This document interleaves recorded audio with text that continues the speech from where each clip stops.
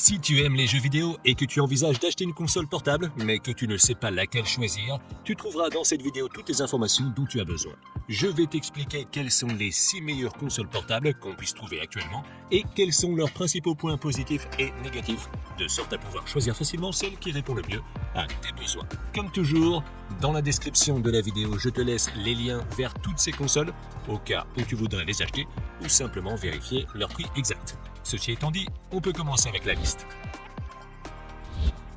Numéro 6. Nintendo Switch OLED. La première console dont on va parler n'est autre que la Nintendo Switch OLED, qu'on connaît tous désormais car elle est l'une des consoles les plus populaires depuis des années. Au moment de réaliser cette vidéo, on peut la trouver pour environ 310 €. La Switch est très polyvalente car on peut l'utiliser soit comme une console portable, soit comme un écran portable en séparant les contrôleurs, soit en la connectant à un téléviseur en mode dock. Ces trois modes d'utilisation permettent de multiplier les possibilités de jeu, aussi bien en individuel qu'en multijoueur. De plus, la version OLED apporte quelques améliorations par rapport à la Switch originale, comme un écran plus grand et de meilleure qualité, un port Ethernet dans la station d'accueil pour l'Internet filaire et un meilleur support pour que la console puisse être placée à n'importe quel angle sur une table. Son écran tactile OLED mesure 7 pouces avec une résolution HD, tandis qu'à l'intérieur de la console se trouve un processeur Nvidia Tegra spécialement conçu pour la Switch, ainsi que 4 Go de RAM et 64 Go de stockage qui peuvent être mis à niveau avec une carte microSD. En termes de performance, il est clair que la Switch n'est pas la meilleure console car son matériel a déjà quelques années et est loin derrière les consoles actuelles en termes de graphisme et de fluidité. Malgré tout, elle fonctionne assez bien et nous permet de jouer sans problème aux jeux Nintendo. Son gros point positif est le grand nombre de jeux accessibles seulement sur la Switch, qui est la principale raison pour laquelle les gens l'achètent. Les extras comprennent des haut-parleurs stéréo, une prise casque de 3,5 mm et un port USB de type C. Cependant, la station d'accueil dispose d'un port HDMI, d'un port Ethernet, de 2 ports USB type A et d'un port USB type C. Sa batterie a une capacité de 4310 mAh, ce qui lui confère une autonomie moyenne comprise entre 5 et 7 heures selon le jeu. Elle se recharge complètement en 3 heures environ. En conclusion, la Nintendo Switch n'est pas la meilleure console en termes de graphisme ou de performance, mais elle se distingue par sa polyvalence et son excellent catalogue de jeux. C'est aussi l'une des options les moins chères qui soient disponibles aujourd'hui. Numéro 5. Ein Odin 2. Le prochain appareil sur la liste est l'un des derniers et des plus grands émulateurs de consoles sur le marché qui peut être trouvé pour environ 620 € au moment de la réalisation de cette vidéo. La meilleure façon de décrire l'Odin 2 est de dire qu'il s'agit d'une tablette Android avec des contrôleurs intégrés, ce qui te permet de jouer à des jeux mobiles, d'accéder à des émulateurs ou de jouer dans le cloud. Cette console a une taille et une forme similaires à la Switch et est donc trop grande pour être transportée dans une poche et est plutôt destinée à être transportée dans un sac à dos.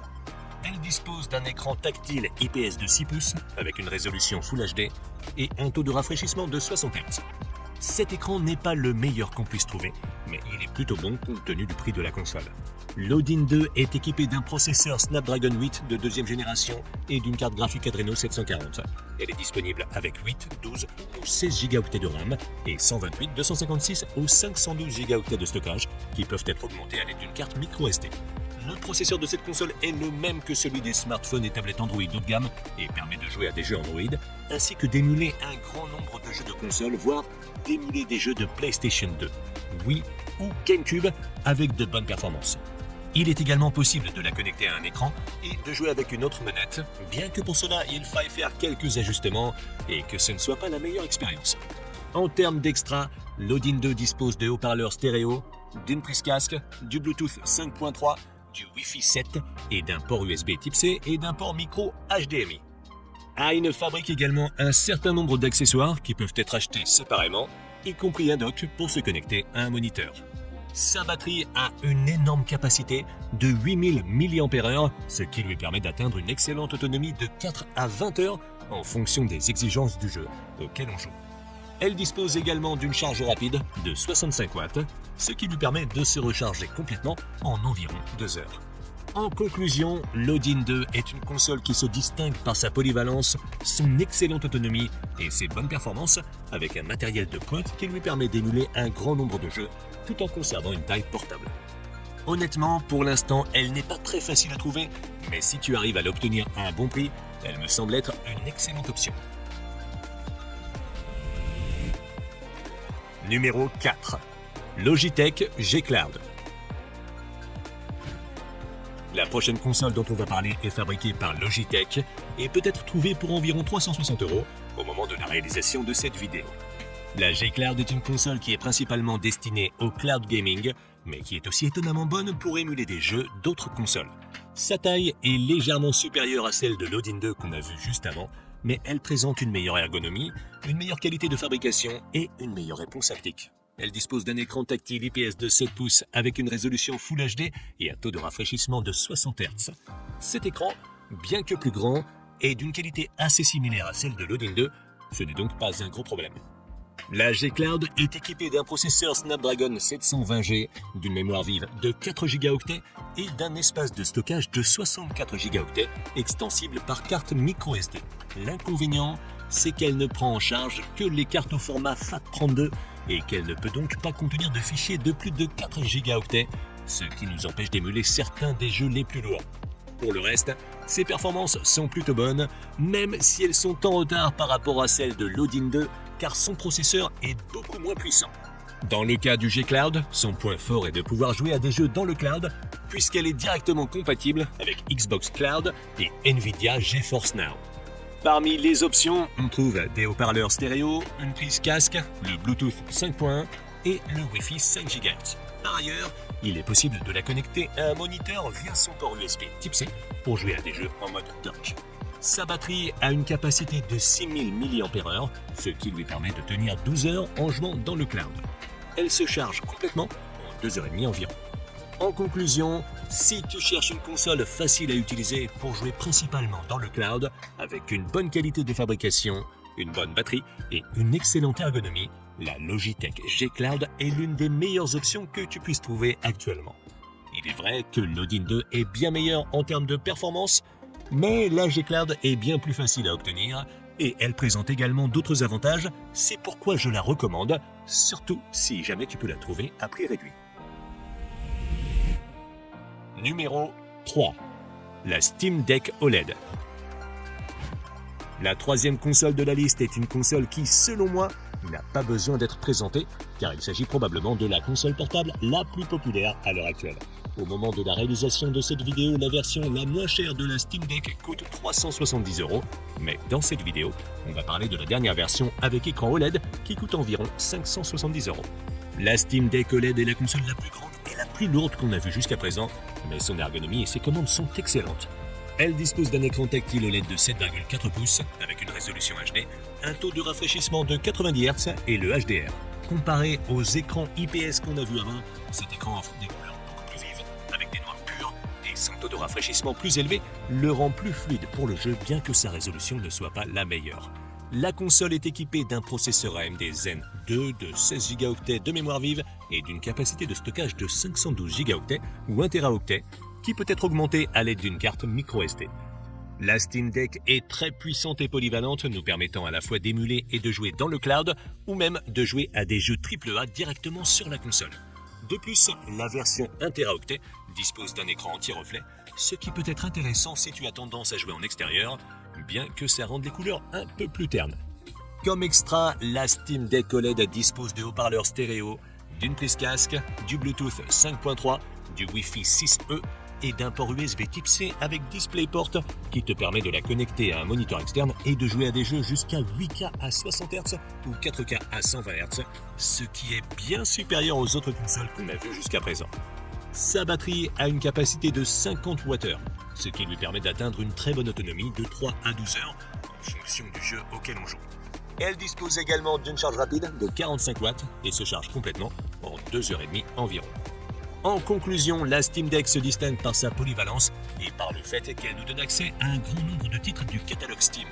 Je la recommande si tu cherches une console polyvalente qui peut faire un peu de tout et qui offre une très bonne expérience d'utilisation. Cependant, si tu veux jouer à des jeux AAA directement sur la console avec de bonnes performances, je te recommande l'une des deux options qu'on va voir juste après. Numéro 2. Asus ROG Ally. La deuxième console sur la liste est une console de la marque Asus, basée sur Windows, c'est-à-dire un ordinateur portable avec une manette intégrée. Au moment de la réalisation de cette vidéo, la version la moins chère est disponible pour environ 500 €. La taille et la forme de la Rogue Ally sont assez similaires à celles de la Steam Deck, bien qu'elle soit un peu plus petite, plus fine et plus légère. Sa qualité de fabrication, ses commandes et son ergonomie sont également excellentes. Elle est dotée d'un écran tactile IPS d'une résolution Full HD de 7 pouces et d'un taux de rafraîchissement de 120 Hz. Cet écran est assez beau et se distingue surtout par son taux de rafraîchissement élevé, bien qu'en termes de luminosité, de couleur et de contraste, il soit derrière celui du Steam Deck, même s'il a une meilleure résolution et qu'il prend en charge AMD FreeSync. La console est équipée d'un processeur AMD Ryzen Z1, d'une carte graphique AMD Radeon, de 16 Go de mémoire vive et de 512 Go d'espace de stockage qui peut être étendu à l'aide d'une carte microSD. Il existe également une autre version avec un processeur Z1 Extreme qui offre de meilleures performances, notamment en termes de puissance graphique, mais elle est aussi nettement plus chère.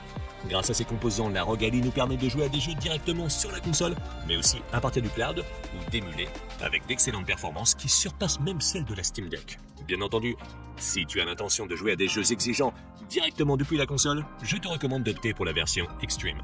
Comme extra, la Rogue Ally dispose de haut-parleurs stéréo, d'une prise casque, d'un lecteur d'empreintes digitales, du Wi-Fi 6E et du Bluetooth 5.2. En termes de port, elle dispose d'un port USB Type C avec DisplayPort et d'un port ROG XG Mobile Interface qui nous permet de connecter la console à un dock avec une carte graphique intégrée qui améliore considérablement ses performances, la rendant assez proche de celle d'un PC gaming. Sa batterie a une capacité de 40 Wh et en raison de la consommation élevée de son processeur, son autonomie n'est pas la meilleure, atteignant entre 1 et 4 heures selon le jeu auquel on joue. Le point positif, c'est qu'elle dispose d'une charge rapide de 65 watts qui la charge complètement en moins d'une heure et demie. En conclusion, si tu veux une console portable vraiment puissante, pour l'émulation et le jeu direct, la Rogue Ally est l'une des meilleures options que tu trouveras aujourd'hui. Son point négatif est la batterie, ce qui signifie qu'on devra sans doute la garder branchée la plupart du temps, mais ses performances sont excellentes et elle offre également la polyvalence de pouvoir la connecter à une carte graphique externe. Numéro 1. Lenovo Legion Go. On arrive en tête de liste avec une console fabriquée par Lenovo qui est la plus chère que nous ayons vue jusqu'à présent, avec un prix de 800 € pour son modèle le moins cher. Comme la Rogue Ally qu'on a vu juste avant, la Legion Go est en fait un PC avec des contrôleurs, ce qui la rend très polyvalente. C'est la plus grande console de la liste, dépassant même la Steam Deck en taille et en poids. Un point intéressant est que, comme avec la Switch, on peut détacher les contrôleurs de l'écran et les utiliser séparément. Il existe également un mode pour les jeux FPS où l'une des manettes agit comme une sorte de joystick. L'écran de la Legion Go est un écran tactile IPS de 8,8 pouces avec une résolution QHD et un taux de rafraîchissement de 144 Hz. Bien qu'il ne soit pas OLED, cet écran est le meilleur qu'on ait vu jusqu'à présent, grâce à sa grande taille, son excellente résolution et son taux de rafraîchissement élevé. À l'intérieur de la console, on retrouve le même processeur que dans la version la plus puissante de la Rogue Ally, le Ryzen Z1 Extreme avec des graphiques AMD Radeon, ainsi que 16 Go de RAM et un choix entre 512 Go ou 1 TB de stockage qui peut être augmenté avec une carte microSD. Avec ces composants, on peut imaginer que ces performances sont très bonnes et permettent même de jouer à des jeux AAA en Full HD à environ 30 ou 40 FPS, mais aussi de faire de l'émulation ou de jouer dans le cloud. L'inconvénient de la Legion Go par rapport à la Rogue Ally est qu'elle ne dispose pas de FreeSync, ce qui rend parfois l'expérience de jeu un peu moins fluide. En termes d'extra, cette console comprend des haut-parleurs stéréo, une prise casque, le Bluetooth 5.1 et le Wi-Fi 6E. Côté port, elle dispose de 2 ports USB Type C qui font également office de DisplayPort afin que tu puisses la connecter à un moniteur ou même à un GPU externe et améliorer ses performances. Sa batterie a une capacité de 49 Wh qui lui permet d'atteindre une autonomie décente comprise entre 1 et 5 heures en fonction du jeu auquel on joue. Elle dispose également d'une charge rapide de 65 watts qui la charge de 0 à 100 en environ 1 heure et demie.